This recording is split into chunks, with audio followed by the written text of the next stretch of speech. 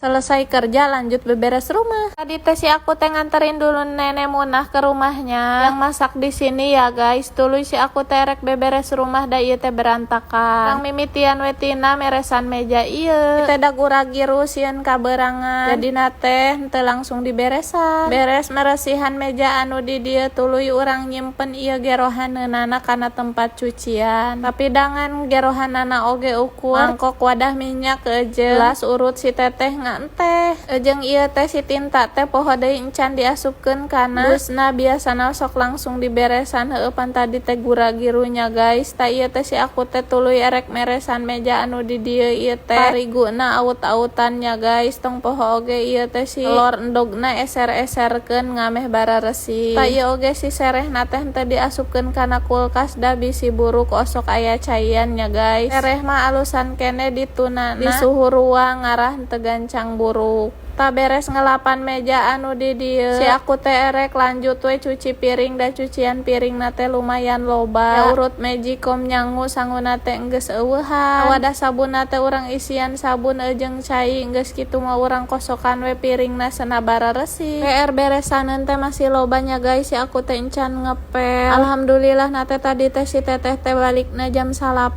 jadina si aku teh jongjon erek ngagawean pagawean oge. Ieu oge si aku teh enggeus beres. Gegeroh teh langsung ngedit video anu dipigawe ayeuna. Soalna lamun bari gawe mah sok hese ngatur waktuna jadi sabisa-bisa. Teu nyieun konten teh sok asa aya nu kurang. Ieu mah itung-itung hiburan we jang engke tempueun kolot. Nyieun videona di bawah happy we. Teu dijieun beban, lamun dijieun beban mah osok asa capeknya guys. Abi keur mimitian ngonten baheula mah hayu we satakar kebek yang nyieunnan konten cing loba kitu. Sapoe teh aya antek 3 kali upload. Tapi beleng betong erek kumaha monet ari beleng betong. Tak geus heula nyaritana hek ngepel.